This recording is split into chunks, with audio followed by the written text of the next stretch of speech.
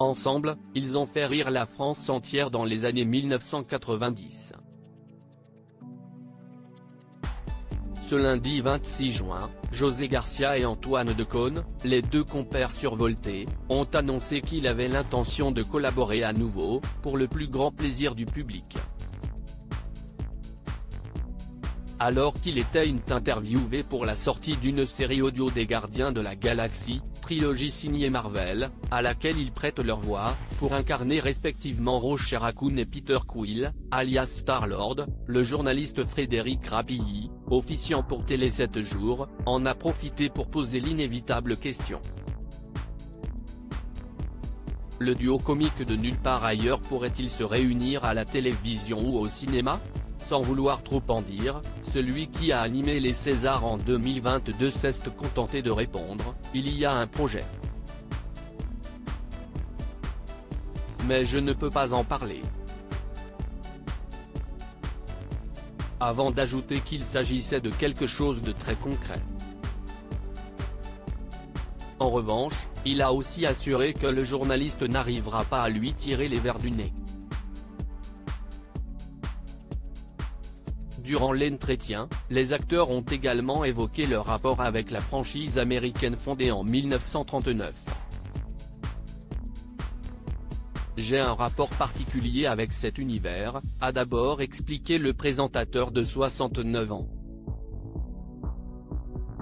Et pour cause, mon partenaire américain, Peter Stewart, avec qui je travaille depuis 30 ans, est le neveu de Stan Lee, le créateur des plus grands héros Marvel, Spider-Man, Deadpool, Black Panther, les Gardiens de la Galaxie.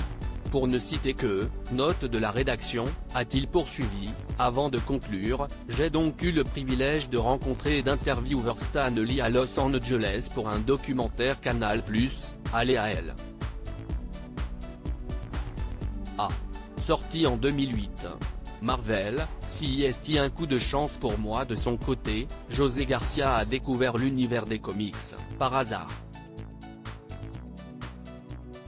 Marvel, si est un coup de chance pour moi. Ma mère faisait des ménages. Un jour, je l'attendais dans une pièce et, sous un lit, il y avait un magazine, Strange, s'est souvenu le Mac, alors qu'il n'avait que 7 ans. Une découverte qui lui a valu une grosse claque. Alors, 50 ans plus tard, si est avec humour que le comédien incarnera Rocket Raccoon, aux côtés de celui qu'il avait repéré en 1987, alors qu'il était chauffeur de salle pour nulle part ailleurs. Article écrit en collaboration avec 6 médias. Crédit photo, Lionel Urman.